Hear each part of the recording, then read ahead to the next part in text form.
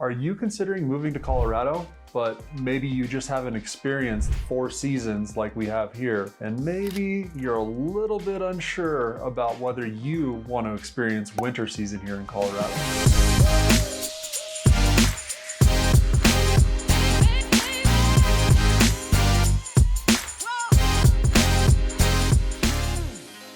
I'm Reed Puser with the Roots Home Sales team here in Denver, Colorado.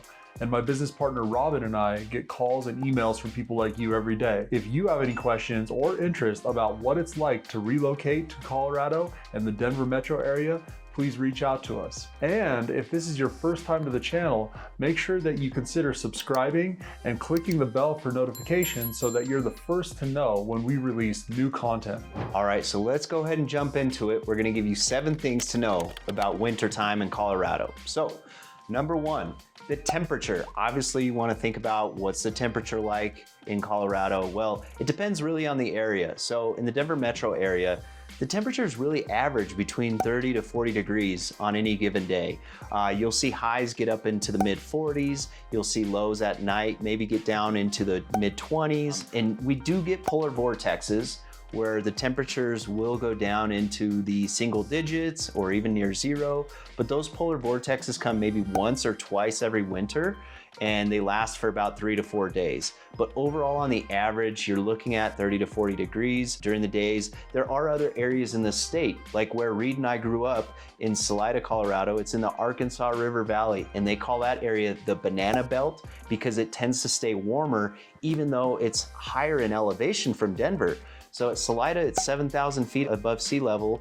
Denver, 5,000 feet above sea level, but sometimes you'll see colder days in Denver than in Salida just because it's tucked in a nice little river valley where the sun tends to hit. The temperatures are a little bit nicer there. So it really depends on what area of Colorado. Higher up in the mountains, obviously it's gonna be colder if you're going up there to ski.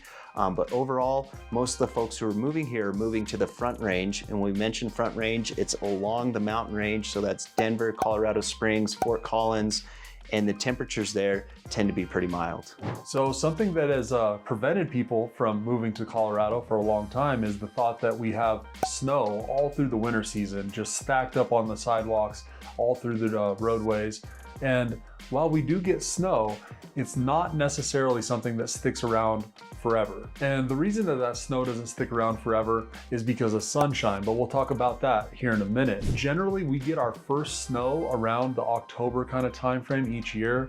I remember growing up as a kid, we would always usually get our first snows, it seemed like, on Halloween. So we'd all be dressing up in our Halloween outfits, and then we'd have to call an audible and put on our snowsuits underneath our outfits and then go out to trick or treat. That's a great memory as a kid, and that is usually when we first start to get our first snows of the year.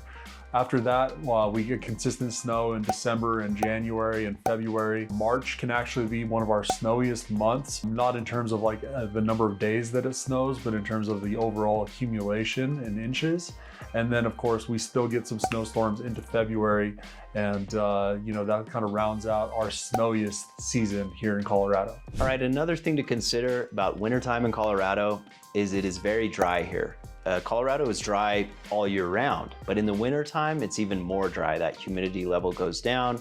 And what you'll notice if you live here in the wintertime is you need to have a lot of lotion, chapstick, everything. Every winter, my knuckles crack a little bit. I need to put on extra strength lotion. You hear a lot about that with your hands, your feet, your lips. They tend to get dry the most. That is probably the negative side of the dryness. But what that also means is the temperature is actually, you don't feel it as much. So for example, a 30-degree day in Denver compared to a 30-degree day in New York City or Chicago or Seattle is gonna feel a lot nicer. I remember it was in March, winter of 2001, going to visit my brother. He was just getting out of the Navy boot camp, watch him at Great Lakes there in Illinois. And it was like 20 degrees, but it was humid and it was bone-chilling cold. And I have never felt a cold like that growing up in Colorado. And I just remember thinking, what the heck is this? It's only, 20 degrees. I've been in this weather before, but it's humid in those other places. And that actually bodes well in our favor. This dryness, you don't feel the cold as much. You also don't feel the heat as much in the summertime. So the dryness really makes the temperature changes a lot more tolerable. Earlier in this video, I had mentioned to you that the snow doesn't hang around for weeks and months on end here, kind of like you might expect in the Midwest or something like that. The reason being is because we get a ton of sunshine here in Colorado. In fact, we get over 300 days of sunshine every single year, and it's a big reason why people love all of our seasons here in Colorado, even the wintertime. All right, now let's talk about driving in the wintertime. Now, the locals here say you could tell when somebody is not from Colorado by how they drive in the winter. It's either you slow all the way down to a halt and stop traffic, or you're trying to show off your all-wheel drive Subaru and still driving 80 degrees on the freeway when it's snowing outside. And really, you need to be right in the middle.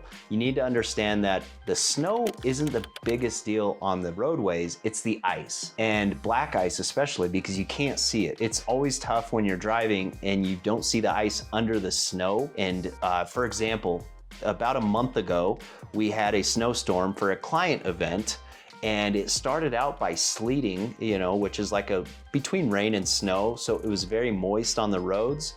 And then the temperature dropped and the snow started accumulating. And when that happens, it can be dangerous because you can't see the ice under the snow. Your tires aren't getting any traction. And even an all-wheel drive or a truck with great snow tires is going to have troubles. Reed was driving back up home, up to the West Ridge after the client event and slid off the road.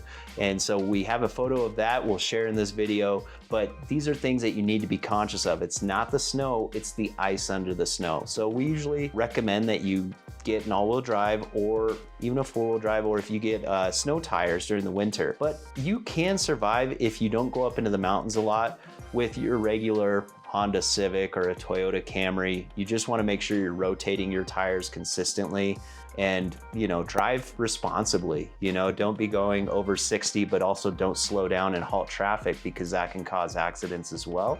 If you like to get up and go skiing in the mountains, then you're probably going to want to have all-wheel drive, and you want to make sure you probably have snow tires. One thing we're known for here in Colorado, everybody has a Subaru because they're smaller, compact vehicles, but they have good tires and they have good all-wheel drive options. So that's why you see Subarus a lot here in Colorado.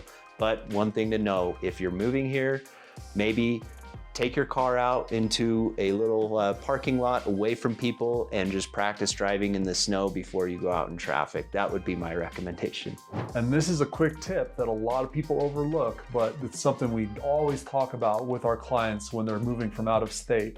And that is selection of the orientation of your house and your driveway here in Colorado.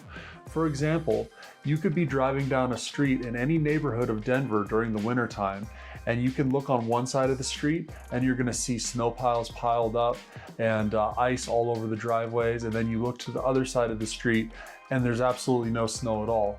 Why? Orientation. Obviously, the driveways that have all the snow piled up are facing north, and so they get very little sun during the day. So those are the places where you're usually gonna have a lot more maintenance that you have to perform during the winter time. It's gonna be a pain trying to get your car in and out of the garage. So get that south-facing driveway, talk to us. We'll look at orientation of these homes and make sure that you're not setting yourself up for a backache in the future. Another thing that you really want to consider when you're moving out here to Colorado, or if you're just out here visiting to do some winter recreation, is it's always really good to know what to wear, and layers is where it's at. So when you're here in Colorado, a lot of people will like to say, you don't like the weather? Well, just wait 15 minutes and it will change. That's very true. So there'll be days that you experience all the different weather patterns in just a single day. So you want to make sure that you combat that by wearing the right layers. And typically the base layer is something that's moisture wicking. Merino wool is a great base layer that a lot of people like to wear. Above that, you're gonna wanna have maybe a flannel button-up shirt, and then above that, usually like a sweatshirt, and then an outer layer afterwards. That's for things if you're going for a walk, going skiing, going cross-country skiing, whatever it might be outside. Those are a great way to layer up so that you can adjust to whatever the conditions throw at you. Okay, so we hope that you were able to get some good tips about what life is like in the wintertime here in Colorado. And I think what you'll find is it's really not that bad compared to winter in many other places here in our country. Again, we have so much sunshine, it's dry, so you don't feel the cold temperatures as much, and the snow tends to melt pretty quickly in most cases because of that sunshine. So with that in mind, reach out to us. If there's something we didn't cover in here and you have questions, call us, text us, email us. We're happy to set up a good conversation, let you know the truth about what it's like living here in all 4 seasons in Colorado. Until next time, take care, and we look forward to hearing from you.